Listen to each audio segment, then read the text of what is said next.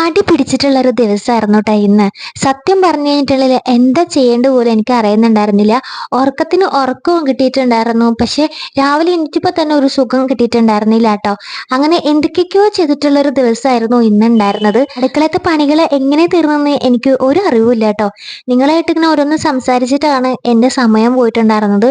പിന്നെ സ്വത്തുട്ടി ഒന്ന് എണീറ്റപ്പോഴാണ് എൻ്റെ മൈൻഡ് കുറച്ചുകൂടി ഒന്ന് എനർജി കയറി വന്നത് കേട്ടോ. പിന്നെ എങ്ങനെയൊക്കെയോ തട്ടിക്കൂട്ടിയിട്ട് അടുക്കളത്തെ ഓരോരോ പണികളൊക്കെ ഞാൻ ചെയ്തു. കറിയാണെങ്കിൽ തലേ ദിവസത്തെ കടലക്കറി ഉണ്ടായിരുന്നു കേട്ടോ. പിന്നെ ഫ്രിഡ്ജിൽ മീൻ ഇരിക്കണ്ടായിരുന്നു. അത് കുറച്ചെടുത്തിട്ട് ഫ്രൈ ചെയ്യാന്ന് വിചാരിച്ചു. അപ്പൊ ആ ഒരു പണിയിലാണ് കേട്ടോ ഇപ്പൊ. അങ്ങനെ മീനൊക്കെ നേരാക്കി അതിൽ മസാല പിടിപ്പിച്ച് വെച്ചിട്ടുണ്ട് കേട്ടോ.